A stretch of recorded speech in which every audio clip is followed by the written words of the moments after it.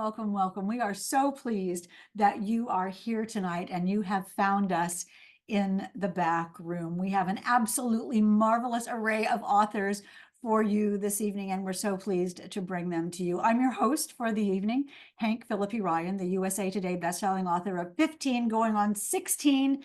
Number 16 is due just next Tuesday. I just want you to know that. And I have no idea what the ending is, but nevertheless, 15 going on 16 novels of suspense. My current novel is The House Guest, so cleverly displayed behind me. My book that is out February 6th is called One Wrong Word. You can see I'm doing my face with One Wrong Word, which is sort of Suits meets Scandal, and I hope you love that. Araminta Hall, hey Araminta, and you are muted, so make sure you unmute.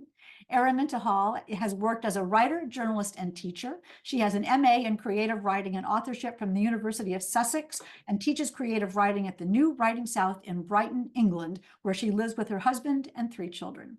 She is the author of 3 novels, Our Kind of Cruelty, Imperfect Women, and One of the Good Guys, which is just out right now, which is amazing. It is terrific. Yes, good. Hold up. It's so good, you all. I cannot wait for you to read it. It is a post-Me Too story about what happens when women are tired of waiting for the promised change to come about. It asks, if most men claim to be good, then why are most women still afraid to walk home alone at night? Our next author is also in the UK. Janice Hallett is the author of 3 best-selling novels. Her debut, The Appeal, was awarded the CWA Debut Dagger of 2021 and was the Sunday Times bestseller, Waterstone's Thriller of the Month, and Sunday Times Crime Book of the Month. Her second novel, The Twyford Code, was named Crime and Thriller Book of the Year in the British Book Awards 2023. It was also a Sunday Times bestseller and a Financial Times Book of the Year. The Mysterious Case of the Alperton Angels, hold that up, yay. It was an Instant Times and Sunday Times bestseller on its publication in the UK and will launch in the US on January 23rd. We should also talk about The Christmas Appeal, which came out for Christmas, which is also absolutely marvelous. Janice, welcome. Edwin Hill, closer to home. I could probably just stand up and yell and wave at you here in Massachusetts. Edwin Hill's critically acclaimed crime novels include the standalone thrillers Who to Believe and The Secrets We Share, and 3 novels featuring Harvard librarian Hester Thursby. He has been nominated for Edgar and Agatha Awards, featured in Us magazine, received many starred reviews, and was recognized as one of 6 crime writers to watch in Mystery Scene magazine. He lives in Roslindale, Massachusetts with his partner Michael and his favorite reviewer, their lab, Edith Ann, who likes his first drafts enough to eat them. His newest book, and Edith Ann must have thought this was delicious because it's such a good book. His newest book is Who to Believe, and it comes out January 23rd. Is that right, Edwin? Yes, yes. Are you so excited? I am excited. Yeah, I'm really excited about this book, and thank you. Hank and I have done many events together, and she's read that line about Edith Ann about 1 million times, and you always do a great job with it. I read it as if I've never read it before. It is pretty cute, and she is pretty cute. Thank you. Thank you for being here. And finally, tonight, our 4th author is Vanessa Riley. Hey, Vanessa, coming to us from Atlanta. Is that right? Yes. Okay. Vanessa Riley is an award-winning author of historical romance, mystery, and fiction, featuring realistic, multicultural communities and powerful persons of color. Riley, of Southern, Irish, and Trini background, was named the 2023 Georgia Author of the Year Awards Literary Fiction winner. She holds a doctorate in mechanical engineering and an MS in industrial engineering and engineering management from Stanford University.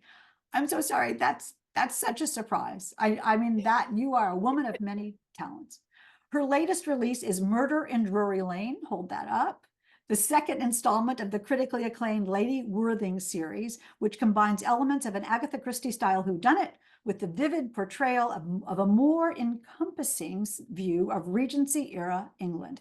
And right now, we're going to learn a little bit more about them by playing our game of 20 questions. And I will ask the questions to you as I see you on the screen, which means Araminta, you are first. So Araminta Hall, what did you want to be when you grew up? As a little kid, what did you want to be when you grew up? I genuinely, it sounds ridiculous, but I always wanted to be a writer. I didn't really know that there were other things. I mean, I didn't know you had to get a proper job, which was a bit of a shock when I get older. But yeah, no, I loved reading from it. It sounds like such a cliche, but I just always read, and I always wanted to write stories. So yeah, it really is that simple for me. Did you tell your family and tell your teachers that? What did they say? Yeah, no, I used to say to my family, yeah, my family were always really encouraging. They were, well, you know, when your kids are little, you don't really take anything they say that seriously, do you? So, but no one ever sort of said to me, "Oh no, that's a really hard thing to do." It was only when I got out into the real world and I realized you actually have to pay rent and stuff that I realized I was going to have to do something else first. That's great. Well, that's lovely. I mean, it's really sweet that you knew that. Thank you for being here tonight. Edwin Hill, describe one thing on your desk. Oh my God.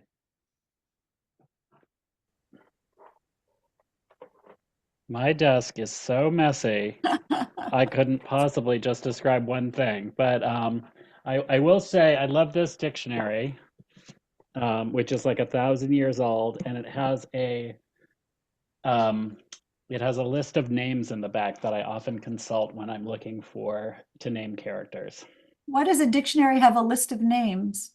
I don't know. It has a whole bunch of different references in the back of it. It has like it has scientific notation and stuff like that. So it's a anyway. I've carried that dictionary around with me since I was in high school. So it's been in many places in many states, and I've used it consistently.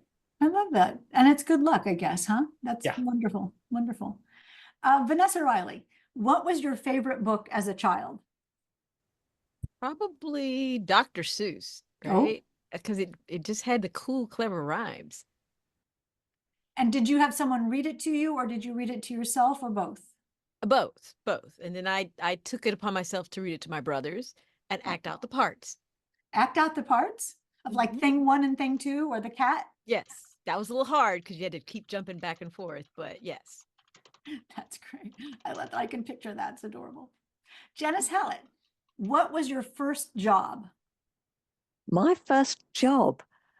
Wow, it's really a weird one because my parents got knitting machines and knitted jumpers, and my first ever job was to punch holes on a little plastic card so that a pattern came out on the jumpers. If you know about knitting machines, that probably makes more sense to you than if you don't. But yeah, that was my first job. It was very strange.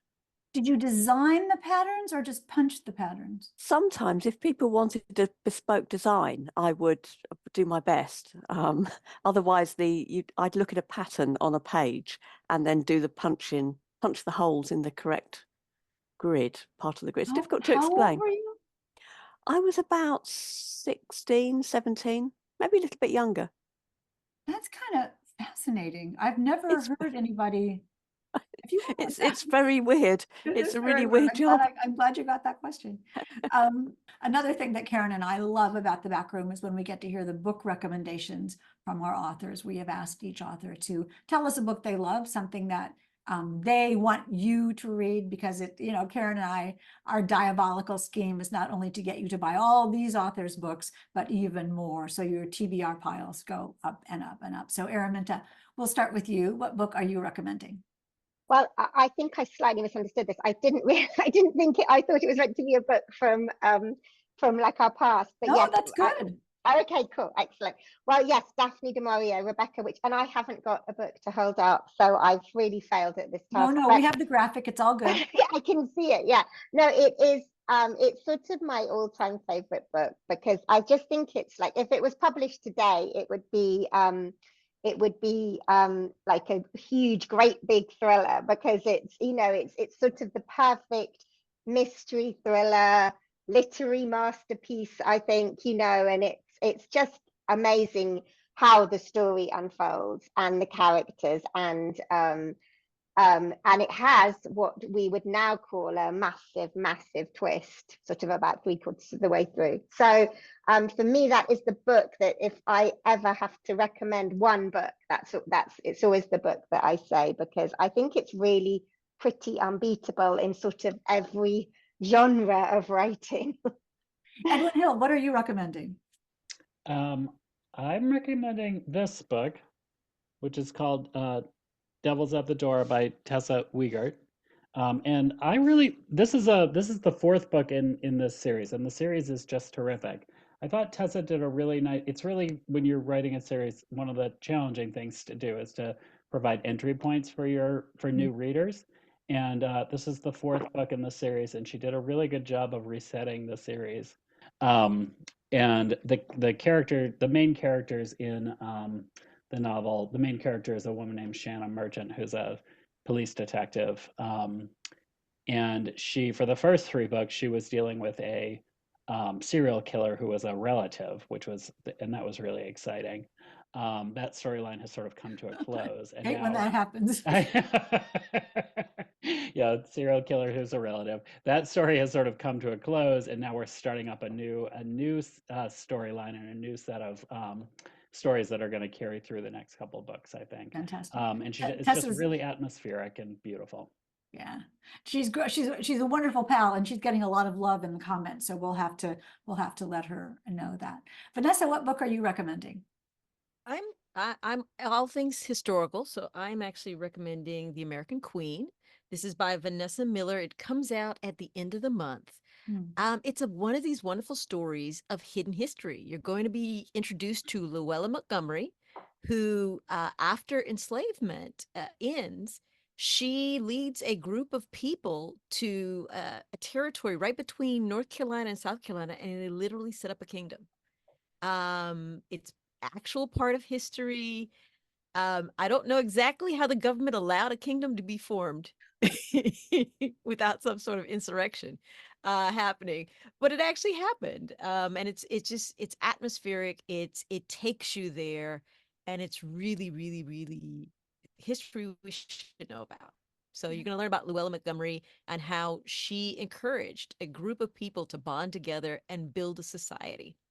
Fantastic. Maybe you can connect us with her, and we can have her in the back room. That would be great. Christopher Will do. Zaborski is giving applause to this book.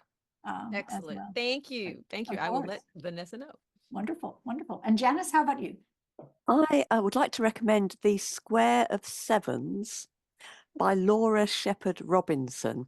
And I've gone historical as well. This is a historical book set in 18th century England, and it tells the story of a young girl who's orphaned. But before he dies, her father teaches her how to tell fortunes using the Square of Sevens method. And she uses that to sort of carve out a place in high society where she tells fortunes for posh people. And along the way, she uses that as a sort of springboard to find out who she is and what actually happened to her mother, who died when she was born. So it's a Dickensian epic. It's beautifully written, and it has an air of magic and mystery about it. Each chapter starts with a playing card. You'll see when you read it how that has a relevance to the actual chapter.